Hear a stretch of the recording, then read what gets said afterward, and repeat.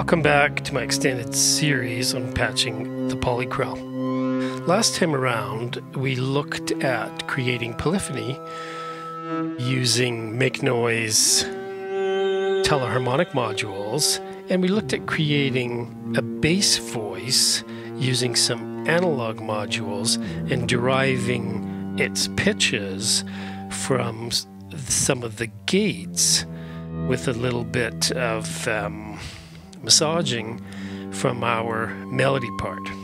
Now we're back to looking at maths to hear our little counterpoint melody. The counterpoint melody uses maths in cycle mode, so it's just like a typical Krell voice, and it gets LFOs into its rise and fall.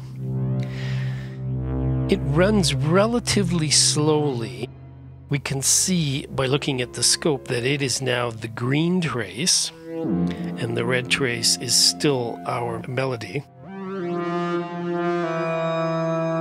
And like the bass voice, it gets its pitches from the same sample and hold that we were using to sample the pitches for the original melody voice. So what's unique about this is that both the bass, the melody, and this new counterpart voice all pulled their pitches out of a sample and hold that's sampled by what the melody original Krell voltage is doing.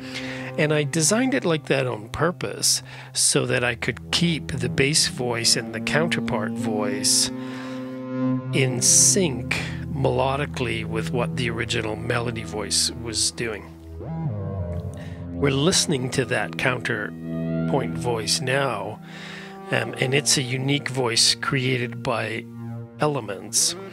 It gets its notes in a similar but slightly different way from how the bass part works. So we can see that maths outputs its envelope for the counterpart. So maths also outputs its end of rise here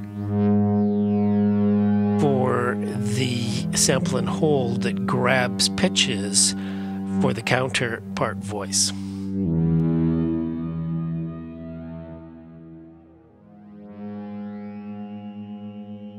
We'll take a look at how I've got that set up.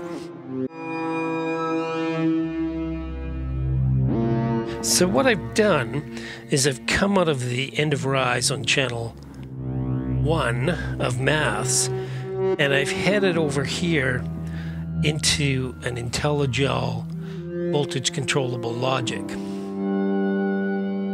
called plug. And what plug is doing is it's outputting triggers. We can see right there when that light comes on, and those triggers are used to trigger yet another sample and hold that's sampling the same sample and hold output as the original melody part, and then sending them on to our voice. So what's interesting about this is it means that the logic that I've created between the end of rise on the maths envelope for this voice and the other incoming signal, which comes from the melody voice's end of fall gate output, will determine when it's grabbing pitches. So if I change up the logic type,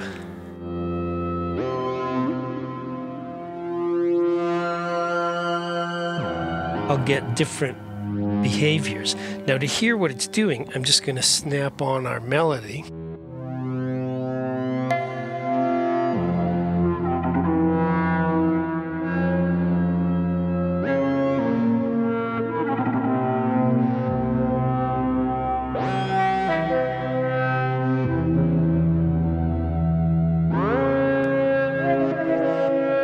And we can hear that, like the bass voice, some of the time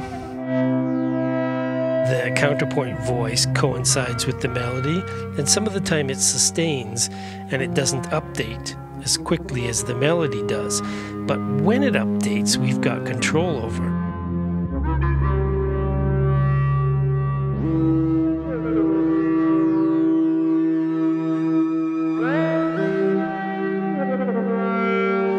So I'll change our logic type again. So now we're set to an OR.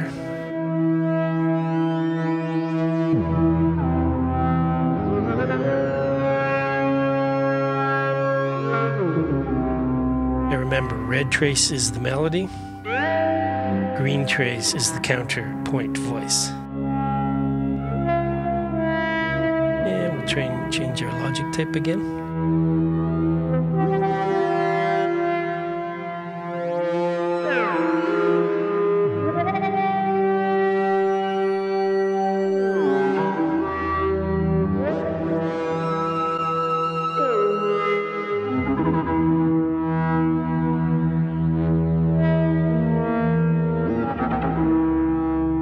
And this is nice because now what we've got is we've got the counterpart voice doing some of its own thing when the melody is steady, and then that counterpart voice holds steady as the melody does something. And really that's just the magic of logic. You could do this with any simple sequencer or any setup in your patching where you're coming into any kind of logic module and then flipping things around so that when one thing is on, or when two things are on, something else is off or on.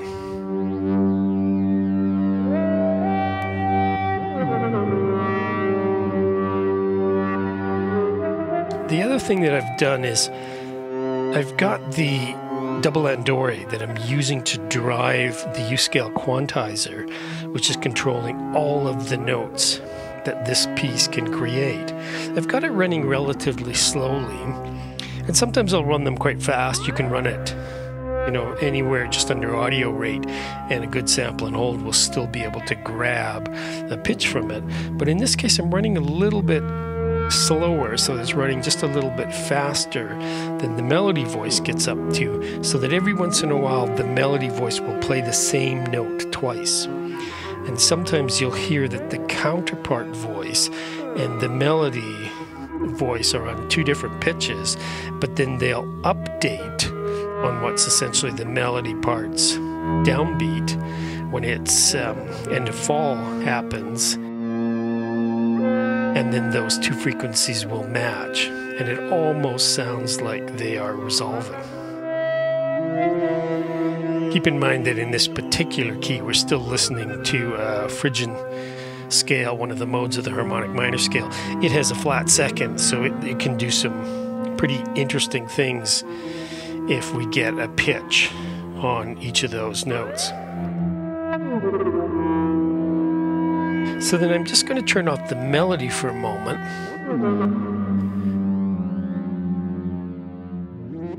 That's the counterpoint voice running on its own. I'm going to add the bass part to it. Now we're not seeing the bass part on the scope, but we're hearing it. And the bass part derives its pitches from the melody.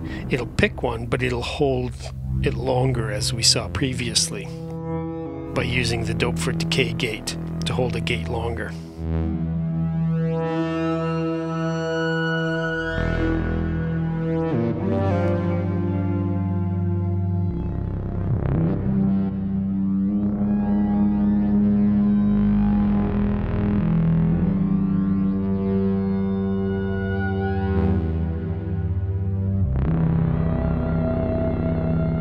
Now I'm going to bring in the melody part. So the melody is the red trace. The green trace is our counterpart voice.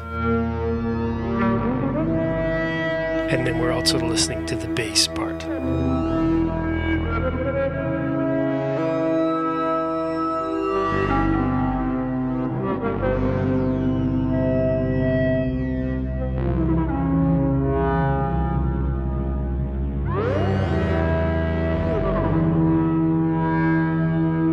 So So in some cases we may be getting up to 3-note polyphony here, but usually not because of the timings of these voices. Now I'm just going to go back, swap out our logic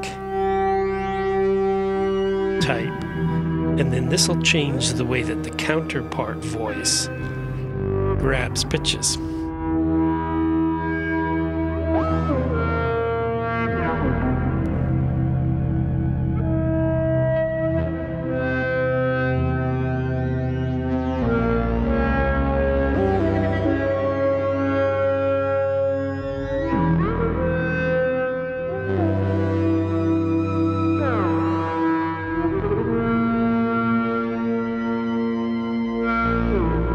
I hope you've enjoyed this video series so far. Please like and subscribe, and consider joining my Patreon to help me make more videos. Take care, and we'll see you next time.